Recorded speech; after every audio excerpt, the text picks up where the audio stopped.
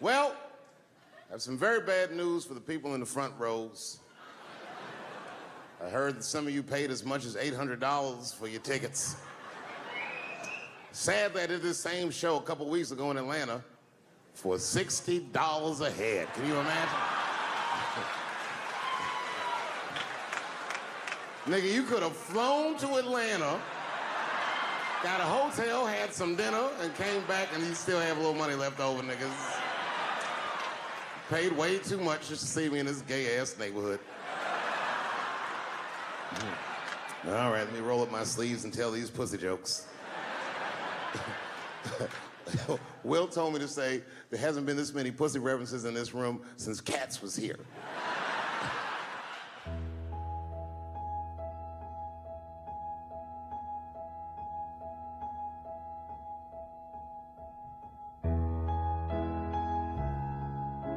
And when I think back at it, it's probably the only time in my life that I ever thought to myself, I should kill everybody at school. Thank you very much, New York. Good night.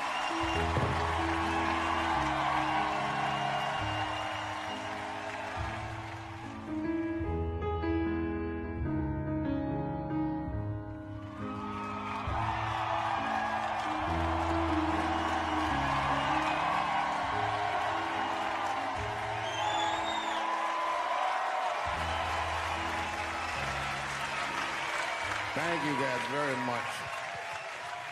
Boy, I gotta tell you, man, I've been doing this set all week, and boy, I've been telling these jokes, and sometimes niggas look like they're in actual pain over the jokes. None of it's that bad to me, but I understand why it could hurt some people's feelings. So tonight,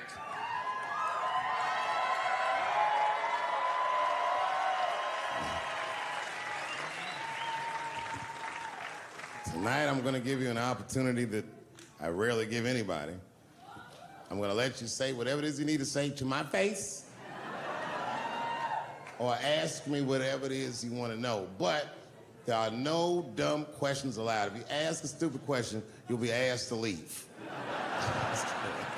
Nah, I'm just kidding, go ahead. Everyone relax, come on. Oh yes, sir, in the front. 2 questions, how often do you write, and can I have a cigarette? All right, first, you may have a cigarette, but remember, this is not jail, motherfucker. This lady right here. I have a question. Do you remember this scene? Oh, I do remember that. Ma'am, I'm gonna have to ask you to leave. That's a terrible question. This gentleman in the front with the salmon-colored shirt on. I was wondering if you had any advice for young comedians that you generally give, and... Are you thinking of doing comedy? I've never done it before, but watching you has made me want to try it.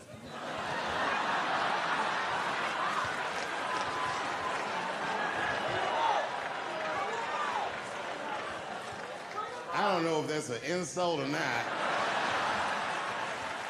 It's a compliment. It's. I mean, niggas don't say I've never done brain surgery, but it looked a lot easier than I thought. I'm teasing. All right, here'd be my advice. Okay, I don't know how comedians start nowadays, right? But what I would suggest is just start. And once you start, you can't really stop, no matter what happens, no matter how bad it gets, no matter what people say. You know what I mean? Because comedy is weird like that. You know why I hate watching other comedians do comedy? Not because I hate other comedians, but because I love comedy so much. It's like watching somebody else fuck your girl.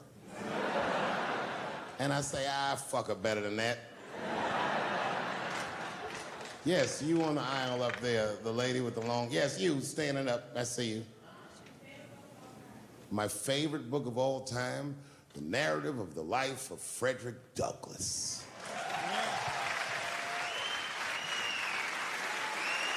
That guy with the baseball hat. Marry, fuck, kill, Michelle, Rihanna, Oprah. Wait, who's Michelle? Oh, Obama. Well, sir, you're putting me in quite the pickle. I can't say I'll fuck Michelle Obama. That's insane. Well, I guess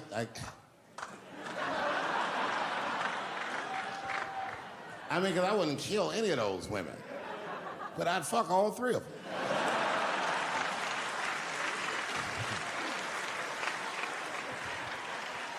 The gentleman in the blue Oxford standing up. Tell us the story with Charlie Murphy. Tell a story about Charlie Murphy? Or your favorite. Boy, there's so many good Charlie Murphys. You know, the thing with Charlie Murphy is he used to just make us laugh all the time. And I used to ask him about all the old Hollywood shit I was curious about. Like when they used to accuse Michael Jackson, I remember asking once, I go, Charlie, do you think Michael Jackson actually did those things? And he said, let me ask you a question, Dave. He said, say it is illegal to fuck women. How long are you staying out of jail? So God bless Charlie Murphy, wherever you are. Charlie, I love you. Who do you think is going to win the 2020 election? All right, I'm going to put a pin in this, but I'll tell you right now, fella, I don't know, but I think Trump has a better shot than a lot of people would like to think. I'm just saying, it all depends on how the left talks.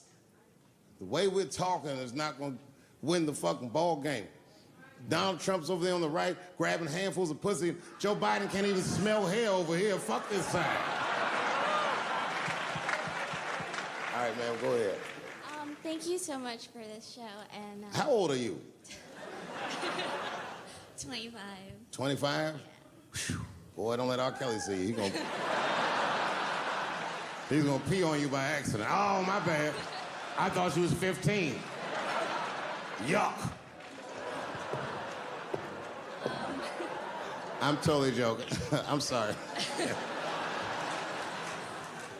My question is there anything you've learned from another comedian that you feel like will stay with you for life? I tell you what, miss, that's a good question. Yes, is the short answer. A longer version of it is this. I was raised by comedians. I started doing stand-up when I was 14. The other day, I went to a comedian's funeral, and I realized as we was putting this motherfucker in the ground that these people are at least as influential to me as my family. I rock with these niggas till the wheel falls off. We fight and we fuss and we are jealous of each other and we get mad at each other, but my life wouldn't have been what it was without each and every one of them, and I consider them my family. That's the answer.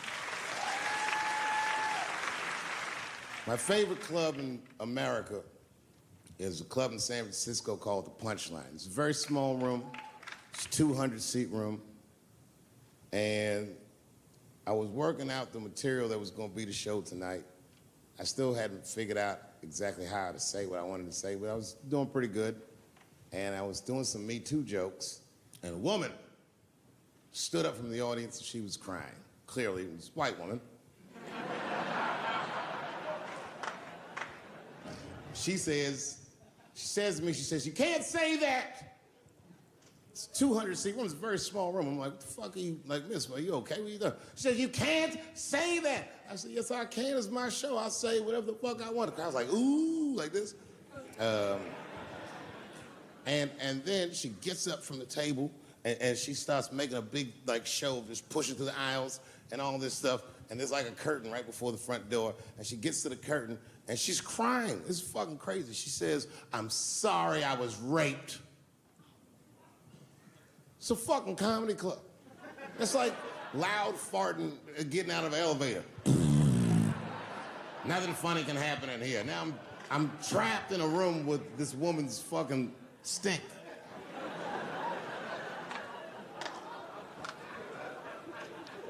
And I say, miss, it is not your fault that you were raped, but it's not mine either. Ta-ta, bitch, like this. She storms out. Now the room is very uncomfortable, but I managed to get the crowd back, but I'm like, a little traumatized. Same show, there's a trans woman sitting in the audience. This is a true story. This was like a few weeks ago. I did 6 shows that weekend. This trans woman came to 4 of them. Calls herself Daphne. Man, this chick Daphne was in there cracking the fuck up at everything I said about everybody. It was amazing. She was laughing, and it was fun to watch her laugh. You could tell she was letting go with something that was heavy, and she'd throw her head back, and she'd smile with all her teeth. She was having a great time. And the more fun she had, I felt bad, because I knew I had some trans jokes to unload. And I thought to myself, maybe I shouldn't say these jokes because I don't want to like fuck her evening up. She's having so much fun. But then I thought to myself, well, if I can't say it in front of her, should I say this shit at all? So I let her rip. To my surprise, Daphne laughed harder at the trans jokes than anybody in the room. In fact, everybody in the room would look at her to make sure it was okay. And I got off stage, I was in the dressing room, I was like, man, this is a fucking weird show. I'm sitting in the dressing room by myself just trying to figure out, like, what the fuck just happened out there? Like, why is it that this one woman can't take any of these jokes and Daphne can take all of these jokes? So weird. And then I realized, Daphne used to be a man.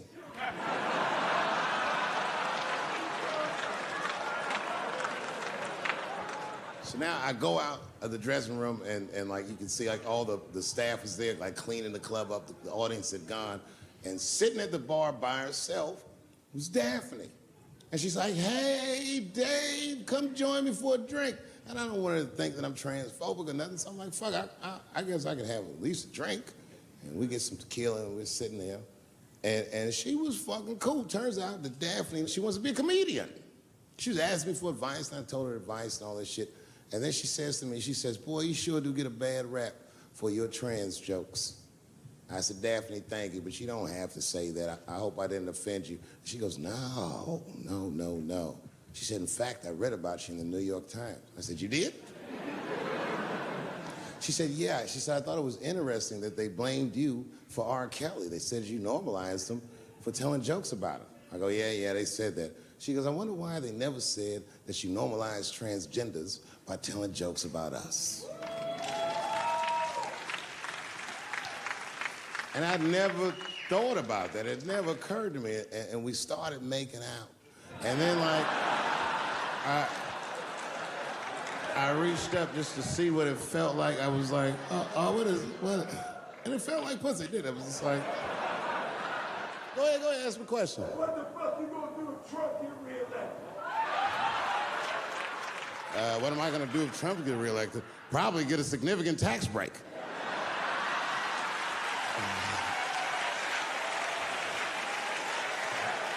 Hey, you wanna know why I don't even talk about Trump in my show? Because that motherfucker is not the hokey pokey. He is not what it's all about.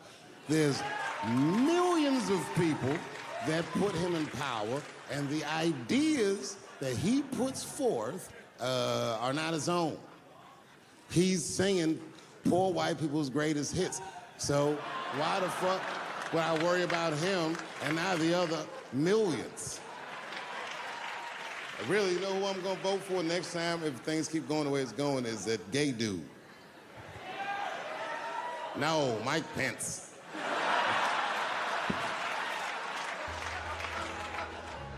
Now, this is the same club, the Punchline. This is 15 years ago, and I had just gotten back from my infamous South Africa trip. And I came to the Punchline just to cheer myself up. It's a safe place where I could tell some jokes. And I find out that this comedian I know, Chris Tucker, who's in all those Rush Hour movies, I find out that Chris is in San Francisco too, at some charity event.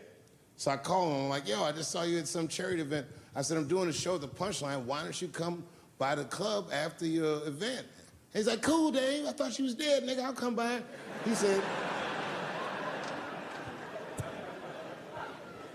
says, is it okay if I bring some friends? Because, you know, I'm with a lot of people. I go, man, you Chris Tucker. You can bring whoever the fuck you want. And then I show up to the club late that night.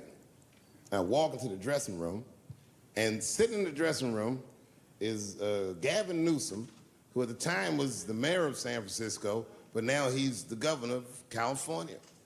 And sitting next to him was Kamala Harris, who at the time was the DA of San Francisco, Now she's the senator from California that's front running on the Democratic ticket.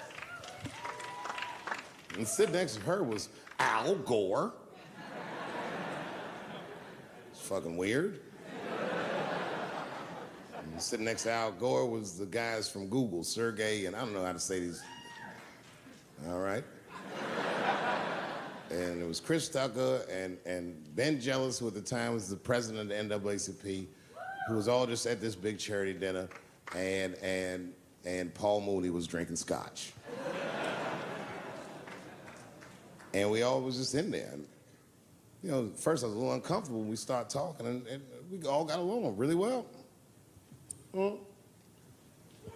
At some point, Kamala Harris she says to me, she goes, you know, a friend of mine is announcing his candidacy for president tomorrow. I went to college with him. I'm like, what? I go, Barack Obama? She goes, you've heard of him? I'm like, yo, I just read about this dude. And she goes, yo, yeah, blah, blah, blah, we talking. She goes, you know what? She says, let's call him on the phone. I said, what the fuck? And she picks the phone up and she dials and she's listening like this. And she goes, it's his voicemail. And she gives me the phone, she goes, leave him a message. You know, I didn't know what to say. I just said what you say to any black dude that's running for president. You know, stay low, running a zigzag pattern, this kind of shit.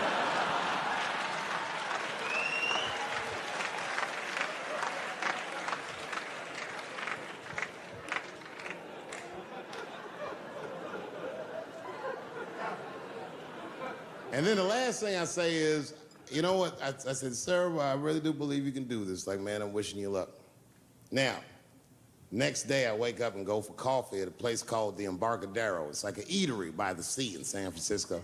And I'm walking to the coffee shop and there's a police line and I can't cross the tape.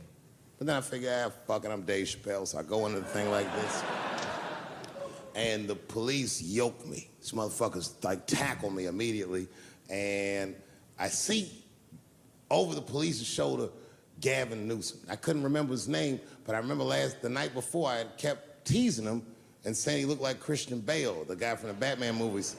So I see him and I can't remember the name, so I'm just like, Batman, help.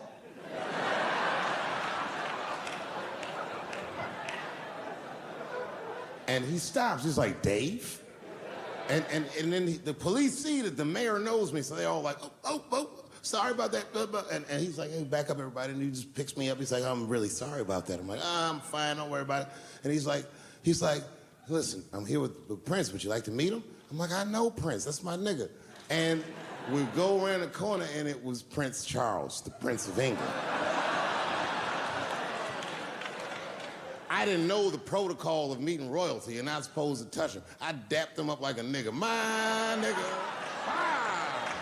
Just hugging him and shit like this, dapping him up, like this. And that nigga was cool too. I was like, it's really fucking weird. And then I was just out there in the upside down, not having no TV show, trying to figure life out. And the election was going on in the background. And this guy, Barack Obama, was picking up steam. This motherfucker was killing it. And I had a chance to go to the last debate on the Democratic ticket, and I went. It's me and Chris Tucker sitting in Myrtle Beach, South Carolina. It's the last three candidates. It was Barack Obama, John Edwards, and Hillary Clinton. Now, Obama's a lot taller than Edwards and Clinton, and he had the center podium. And at one point, they're all on stage, and they start fussing, and Obama goes, look, none of us are perfect, like this. And his hands was like this, and there was light shining behind his head, and the other two candidates was looking up at the nigga, and I was sitting in the audience like, this nigga looks like Jesus.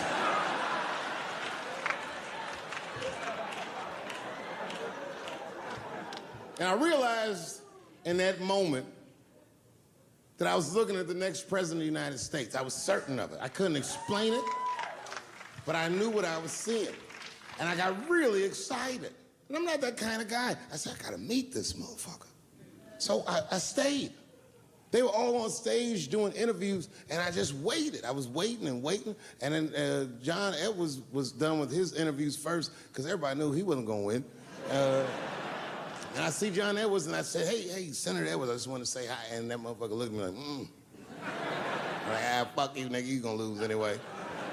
And then he left, and then Hillary Clinton just walked by me in one of them Steve Harvey suits.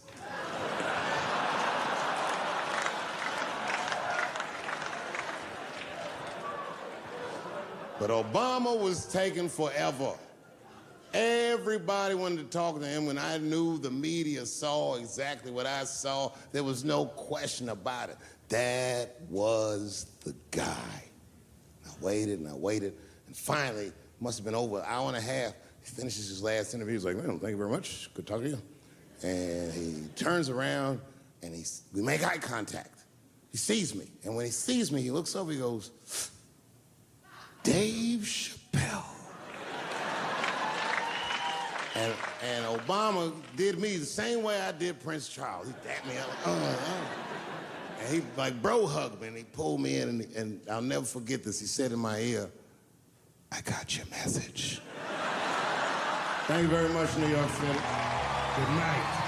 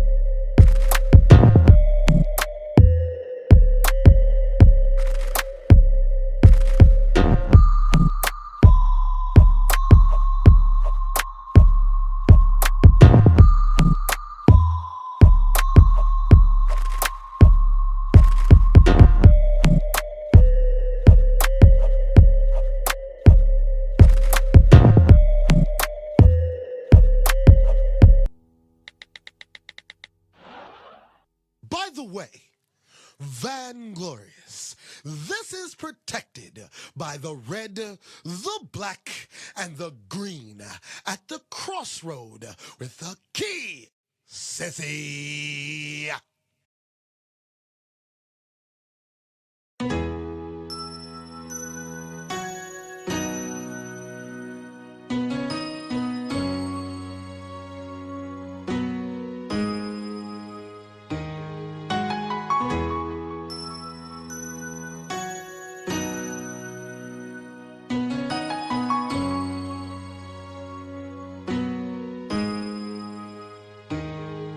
The many things that happen today, Lord, come and help us, we pray. Many things are happening this day, yes, Lord, come and help us, we pray. We cry, we cry. Come and help us, we pray. Many things are happening this day, hey, Lord. Come and help us, we pray. Our leaders are fighting, the people so confused. Father, let justice prevail. Oh, come and heal our land. Our people are dying. The road is red. Father, come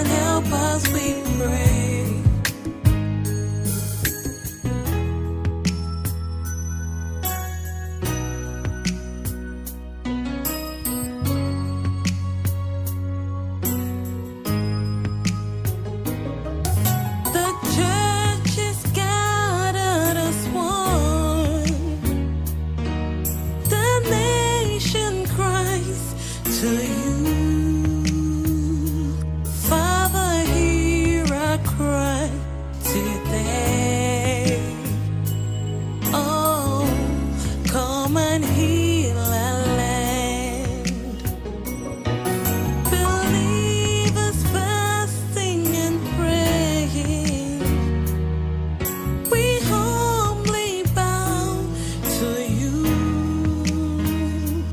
Father, come and intervene. Oh, come and heal our land. The many things that happen to them.